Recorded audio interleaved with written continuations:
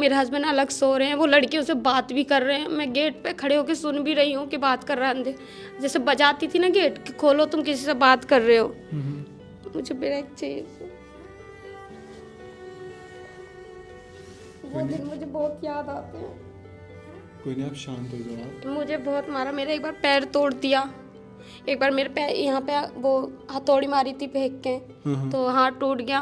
1.5 महीने तक मैं कहती रही कि मेरा हाथ टूट रहा है, क्योंकि मैं कुछ भी काम करती थी तो सूज जाता था। मेरे हस्बैंड तो इतना मारते कि पूरी सोसाइटी जानती है।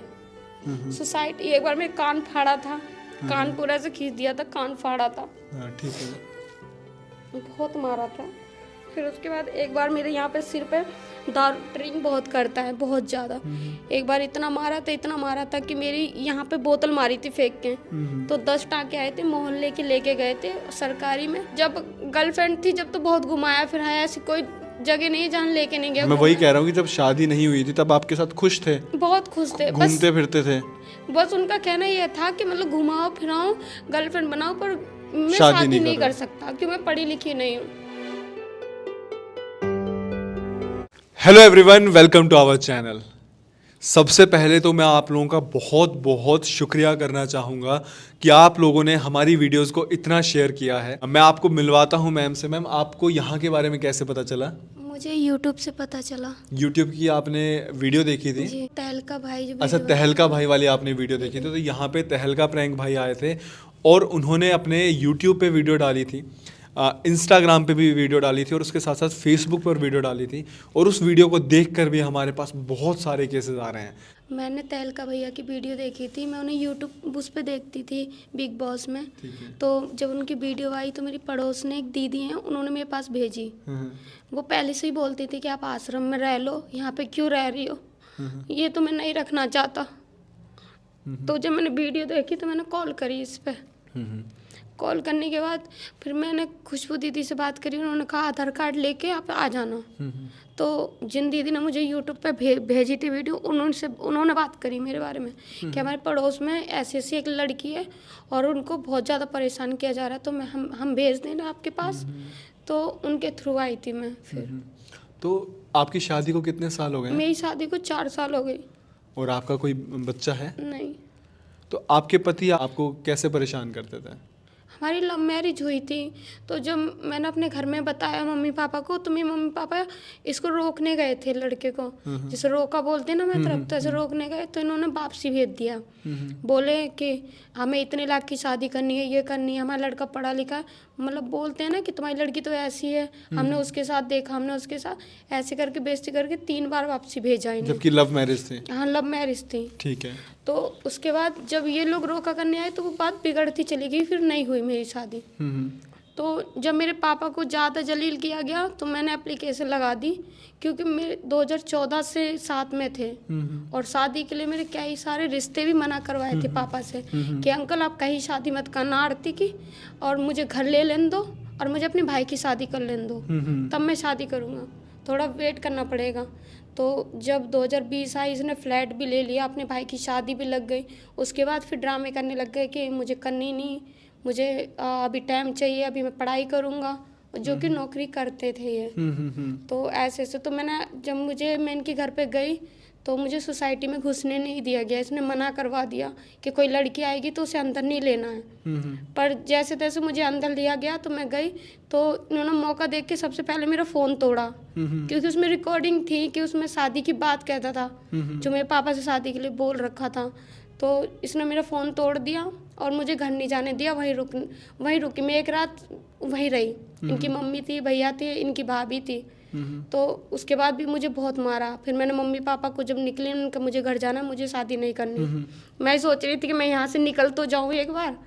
जब मैं निकली तो मैं अपने घर गई तो मेरे मम्मी पापा ने केस डलवाया कि ऐसे ऐसे ये तो वही हो गया, यूज़ करके छोड़ देना शादी के लिए।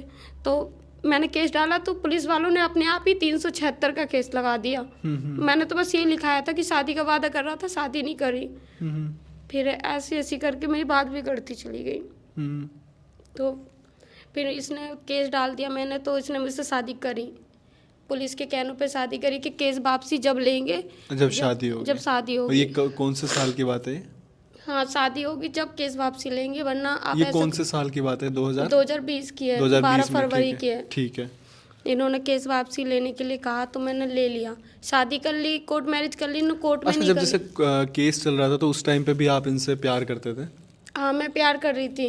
और ये भी मुझे समझाया भी जा रहा था घर में कि वो नहीं रखेगा, वो नहीं रहना चाहता तेरे साथ में, पर फिर मैंने नहीं सुनी, नहीं पर सुनी। मैंने अपनी चलाई ठीक है। कि नहीं शायद ठीक हो जाए सब कुछ।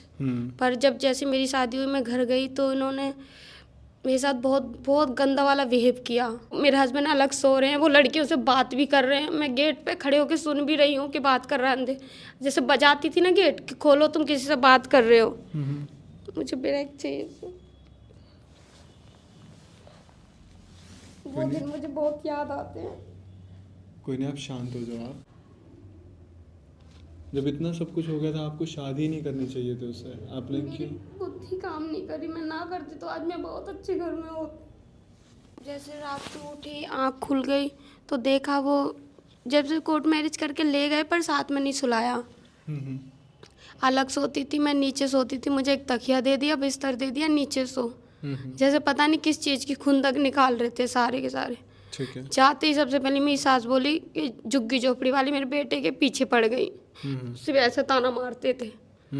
तब मैंने सोचा घर बसाना है तो बर्दाश्त कर लूँगी, कोई बात नहीं। जैसे कई बार दूध छीन लेना कि तेरे बाप रख के गया यहाँ पे जो बना रही है दूध की चाय, टीवी देखना तो तेरे बाप ने दिए क्या दहेज में जो देख रही है यहाँ पे। बहुत हर चीज़ के लिए ताना मारने लग गई। सुनने वाला तो कोई था नहीं, पर मेरी सास मेरी जिठानी थोड़ी अच्छी थी, तो मेरे पास चप्पल नहीं थी तो उन्होंने मुझे चप्पल दी, क्योंकि मैं कोर्ट मैच करके एक जोड़ी कपड़े में ही घर पे आई थी, लेके आया था, क्योंकि इसके पीछे पुलिस पड़ी थी तो लेके आ गया था उस टाइम पे। तो मैं सोचा ठीक है लेके जा रहा था, इसका मतलब ठीक हो जाएगा सब कुछ। लेकिन घर पे ला के छोड़ दिया, जैसे बैल बकरी को छोड़ देते हैं घर में कि अब खा मर जी जो भी करना है कर। 3 साल ऐसे ही चलता रहा? 3 साल ऐसी जीती रही। पर उनमें कोई बदलाव नहीं आया? नहीं, कोई बदलाव नहीं क्या आया। आपको मारते भी थे?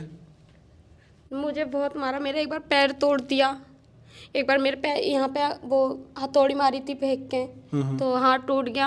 1.5 महीने तक मैं कहती रही कि मेरा हाथ टूट रहा है, क्योंकि मैं कुछ भी काम करती थी तो सूज जाता था, सूजन आ जाती थी, तो कहते थे कि वो मांस फट गया है, ठीक हो जाएगी ठीक हो जाएगी, क्योंकि सारा काम मैं करती थी, जिठानी नहीं करती थी। जिठानी को ये लगता था कि ये तो कोर्ट मैरिज करके आई है, मैं तो ब्याह के आई हूँ तो इसकी कोई इज्जत नहीं है, मैं उससे भी बहस नहीं कर सकती थी। तो ऐसे ऐसे करके मैं 6 महीने नीचे सोती रही। लड़कियों जिससे बात करते थे बाद में पता चला कि चंचल नाम है उस लड़की का। मैंने रिकॉर्डिंग भी पकड़ी फ़ोन में, तो इन्होंने मेरे आँख पे ऐसे घूसा मारा था कि मेरी आँख फूटते फूटते बची। फिर मैंने केस डाला, मुकदमा भी डाला मारपीट का, पर जितनी बार भी पुलिस वाले आए हैं, घर में बैठते हैं, चाय पीते हैं, पता नहीं क्या पैसे भर देते हैं, क्या कर देते हैं, वो सुनवाई नहीं करते हैं। विजयनगर की पुलिस सबसे ज़्यादा बिकाऊ पुलिस है। और कभी आपने महिला हेल्पलाइन वगैरह में कॉल नहीं किया? मैंने 112 पे कई बार कॉल की है, कई बार पुलिस भी आई, ये मान लो महीने में कम से कम 4 बार पुलिस आई हमारे घर। सोसाइटी में सब बोलते थे कि तुम कंप्लेन लिखा के दूसरे दिन कंप्लेन वापसी ले लेती हो, यही तुम्हारी गलती है, इसलिए पुलिस सुनवाई नहीं कर रही। लेकिन जो पैर पकड़ता था ना, जैसे मैं, क्योंकि सरकारी नौकरी है उनकी। अच्छा। सरकारी नौकरी है, पर मुझे कुछ नहीं दिया। मैं ड्राइंग रूम में सास के वो दीवान पे सो रही है, मैं नीचे बिस्तर लगा के सो रही है, ये भी नहीं कि सास के साथ सुला रहे हैं मुझे। मेरी उंगली तोड़ी है, मेरी उंगली तोड़ी थी विकास ने, मोड़ के पूरी मोड़ दी थी, तो ऐसी लटक गई थी पूरी। तो फिर उसके बाद बोले कि ये उंगली लटकी नहीं है, सीधी है। तो मेरी जब बुआ सास आई तो उन्होंने कहा ये टूटी नहीं है, ये थोड़ी ऐसी हो गई है, मुड़ गई है, मेरे से सीधे उन्होंने ऐसे खींच के और तोड़ दी इसे। मेरे साथ बहुत बुरा बर्ताव किया, हाथ तोड़ दिया, पैर तोड़ दिया, उंगली तोड़। आपके हस्बैंड भी मारते थे? बहुत, मेरे हस्बैंड तो इतना मारते कि पूरी सोसाइटी जानती है। सोसाइटी, एक बार मैं कान फाड़ा था, कान पूरा से खींच दिया था, कान फाड़ा था। ठीक है। बहुत मारा था। फिर उसके बाद एक बार मेरे यहाँ पे सिर पे दारू ड्रिंक बहुत करता है, बहुत ज़्यादा। एक बार इतना मारा था कि मेरी यहाँ पे बोतल मारी थी फेंक के, तो 10 टाँके आए थे, मोहल्ले के लेके गए थे सरकारी में, तो एमएमजी में उन्होंने मेरा मेडिकल कराया। पुलिस भी आई थी तो उन्होंने लेके गए, मेडिकल कराया, 10 टाँके आए, फिर टाँके लगवा के पुलिस वाले एप्लीकेशन लिखा के फिर छोड़ के गए। ऐसे ऐसे करके 4 साल निकाल दिए, बहुत दुख में निकाले, बहुत ज़्यादा। ना कपड़े, जिस टाइप की मेरे हस्बैंड की नौकरी है, ना मुझे कपड़े मिले, ना कुछ खाने को खूब मिला, कि झूठ बोलूँ, खाने को इसलिए मिला कि घर में जो है वो लास्ट में खाने को मिलने लग गया, क्योंकि धीरे धीरे खाने के लिए कोई रोक टोक नहीं थी। पर जैसे चीज़ें ना, सोफे पे बैठी हूँ ऐसी बैठी महारानी जैसे इसके बाप ने दिया हो, टीवी देख रही हूँ ऐसे देख रही है जैसे इसके बाप ने दिया हो। सब कुछ हर चीज़ को दहेज में करते थे। जैसे अपने घर से लाई है, जैसे ये अपने घर से लाई है।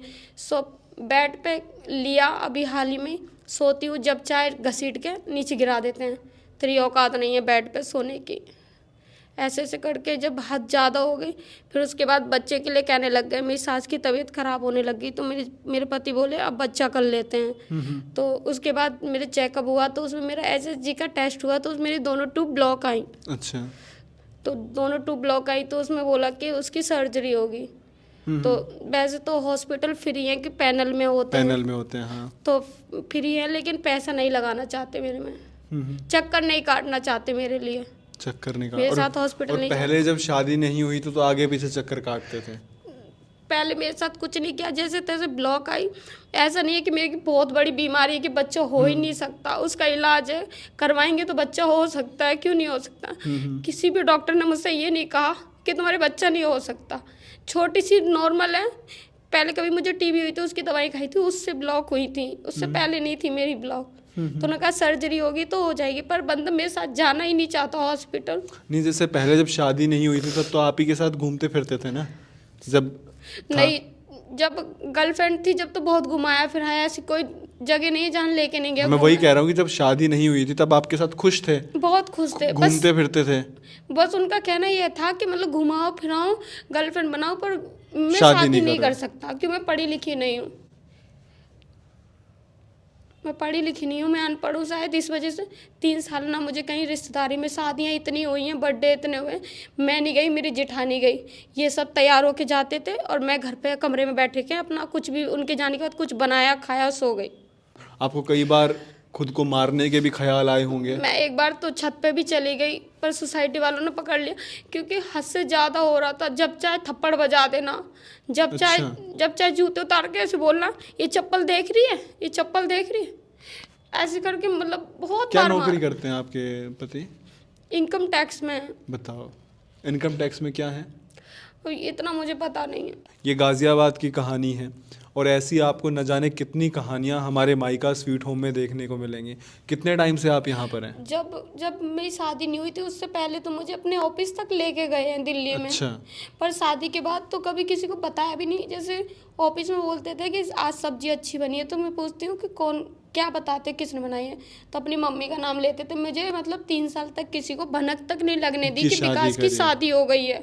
और अभी भी गर्लफ्रेंड हैं इनके? दोस्त आते थे उनके घर पे, तो मुझे किसी कमरे में बोल देते थे कि अब जब तक मेरे दोस्त बैठे कमरे से बाहर नहीं, मैं अपने आप देख लूंगा चाय वाय का। और अभी भी गर्लफ्रेंड है इनके? अभी भी चंचल नाम की लड़की से बात करते, कई बार पकड़ चुकी हूँ। एक बार तो गुरुद्वारे चली गई थी दिल्ली के, तो पूरा दिन रही वहाँ पे, रोटी वोटी सब्जी बनवाती रही। फिर जैसे तैसे इनके दोस्त ने कहा कि मैं उस लड़की से मिलवाऊंगा, उसकी शादी हो गई है, भैया आप बात नहीं करते, ऐसे ऐसे करके बुला लिया मुझे। मैं अपने घर पे, अपने पीहर भी ऐसी ऐसी हालात में गई हूँ कि पूरा मोहल्ला गवाह है, पूरा मोहल्ला। हाथ तोड़ के लेके गई हूँ, पैर टूटा हुआ लेके गई हूँ, उंगली टूटी हुई लेके गई हूँ। अब इस बार मैं इसलिए नहीं गई कि इस बार बांझ यहाँ पड़ी है, मतलब गाली वाली शब्द निकालते हैं, यहाँ पे पड़ी है, एक बच्चा तो हो नहीं रहा, यहाँ पे क्यों पड़ी है, फ्री का खा रही है, भर रही है। अब ऐसा क्या हुआ कि बिल्कुल आपने सोच लिया कि अब बहुत हो गया, अब मैं यहाँ नहीं रह सकती? मैं ढूंढ तो मैं 2 साल से ही रही थी कि ऐसी जगह मिल जाए। मैंने नौकरी इसी के घर में रह के गार्ड की नौकरी करी, सिप्रा मॉल में, गाजीबाद में सिप्रा मॉल। हाँ ठीक है, सुना हुआ है, ठीक है। वहाँ पे ड्यूटी करी है। सब कहते थे कॉलोनी में कि कोई पूछे थे कह देना कि किसी कंपनी में जाती हो। जाती थी मैं गार्ड की नौकरी, जो मेरी 12,000 सैलरी आती थी वो मेरे अकाउंट में आती थी। तो पता नहीं, मुझे तो मेरे अकाउंट का नंबर भी नहीं पता, ऑनलाइन खुला था, कंपनी वालों ने खुलवाया था, उसी में आई। आज तक पता नहीं, 6 महीने जॉब करी, मेरा पैसा कहाँ गया कहाँ नहीं, वो तक नहीं दिए मुझे। यहाँ पे आप कब आए थे? यहाँ पे मैं 20 जनवरी को आई। 20 जनवरी को। आपको यहाँ पे करीबन रहते हुए 8-9 दिन हो चुके हैं। कैसा लगा यहाँ पे रह के? यहाँ पे लगा कि हाँ बाकी में ये घर होता है। प्यार मिला यहाँ पर? यहाँ पे बहुत प्यार मिला। मान सम्मान? मान सम्मान बहुत मिला है। यहाँ जो सब रह रहे मिलजुल के रहते हैं, बहुत अच्छा लगा मुझे। क्या आपसे एक भी रुपया लिया गया यहाँ पे रहने का? कोई भी पैसा नहीं लिया गया। और खाना वगैरह सब मुफ्त में? बहुत अच्छा मिलता है, सब कुछ फ्री मिलता और है। पहनने को कपड़े? कपड़े से लेके कोलगेट सब कुछ यहीं से मिलता है। हमें कुछ नहीं भी लाए होंगे, खाली हाथ आए होंगे तो हमें सब कुछ देते हैं। क्या आपके पति को पता है इस टाइम पे आप कहाँ पर हैं? हाँ, मेरे पति को पता है। तो उन्होंने क्या एक बार भी फोन पे बोला कि हाँ मैं आऊँगा यहाँ पे या तुम्हें लेने? आए थे वो यहाँ पे, अच्छा, आए थे यहाँ पर पे। वो आए थे सिर्फ अपने मतलब से कि उनके मम्मी का भी ऑपरेशन हुआ है तो काम करने के लिए नौकरानी चाहिए। अच्छा, 4 साल कर दिया, अब मेरे बस की नहीं है। तो जब वो यहाँ पर आए थे क्या बोले वो आपसे? ये बोले घर चल, इलाज करवा देंगे, इलाज करेंगे, बच्चा करेंगे, ऐसे करके बस 10 दिन बाद फिर वही ड्रामे हो जाते। वही ड्रामे हो जाते हैं। तो अब आपने ठान लिया आप वापस नहीं जाएंगे? हाँ, मैंने ठान लिया, भी मैं वापसी नहीं जाऊंगी। यहीं पे? या तो सुधर जाए या तो ठीक हो जाए, इज्जत से रख ले, इज्जत चाहिए और कुछ नहीं चाहिए। बच्चे मेरे हाथ में नहीं है, देने वाला भगवान है। देने वाला भगवान है। कोई भी महिला, कोई भी पुरुष इस दुनिया में ऐसा नहीं है कि वो ये नहीं चाहेगा कि मुझे औलाद का सुख ना मिले। सब कुछ देने वाला ऊपर वाला है। और अगर आप विश्वास रखोगे, आज के टाइम में बहुत सारी जगहें ऐसी हैं जहाँ पर इलाज हो जाता है। मैं खुद बताऊं कि हमारा खुद अस्पताल है अपना यहाँ पर नजफगढ़ में, और वहाँ पर बहुत सारी ऐसी महिलाएं हैं जिनका इलाज हुआ है। पर इसका मतलब ना ये नहीं है कि आप डाइवोर्स करो, उसे बांझ शब्द बोलना या फिर उसे गालियाँ देना, ये सब बोलकर आप किसी औरत का इतना दिल दुखा दो कि वो यहाँ आकर बैठकर रो रही है। मुझे हमेशा बोला जाता है 2 लाख रुपए दे दे, चली जा, अपनी लाइफ जी ले। 2 लाख रुपए ले ले, हमेशा बोलते हैं 2 लाख रुपए ले ले, चली जा, तेरी तो कहीं पे भी शादी हो जाएगी। आपको पछतावा हो रहा है लव मैरिज करके? बहुत ज़्यादा। मेरी सबसे बड़ी ज़िंदगी की सबसे बड़ी गलती है कि आज मैं अपनी मम्मी पापा की बात मान लेती तो आज यहाँ ठोकर ना खा रही होती। मेरी मम्मी पापा ने बहुत समझाया था कि ये लड़का सही नहीं है, ये नौकरी करता है, ठोकर मारेगा। तो आज यहाँ पर ये मैम बैठी हैं, इस टाइम पर ये बहुत ज़्यादा परेशान हैं, लेकिन यहाँ पर इनका ध्यान रखा गया माइका स्वीट होम में। इनकी जो भी ज़रूरतें थी उन सबको पूरा किया गया, इनका यहाँ पे ध्यान रखा जा रहा है। आपको इस टाइम पे तो कोई तकलीफ़ नहीं है ना? बिल्कुल नहीं है। आपको मुझे ये 4 साल पहले ही मिल जाता तो मैं शरीर से भी इतनी बेकार हो चुकी हूँ मार खा खा के, कि अब जिस सर्दियों के टाइम में वो चोटें इतनी दर्द करती हैं बहुत ज़्यादा। चलिए कोई नहीं, आप अपना ध्यान रखिए, अब परेशान होने की ज़रूरत नहीं है।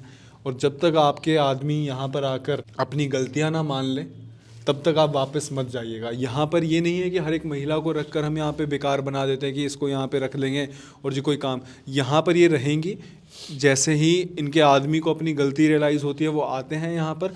दोनों की काउंसलिंग होती है, महिला की भी पुरुष की भी, दोनों की काउंसलिंग होती है, दोनों को बैठ के समझाया जाता है। और इस टाइम पर 5,000 से ज़्यादा केसेस यहाँ पर सोल्व किए गए हैं। सोल्व किए गए हैं का क्या मतलब है कि यहाँ पर बैठकर पुरुष और महिला दोनों को समझाया गया, उसके बाद वो खुशी खुशी अपने घर पर रह रहे हैं।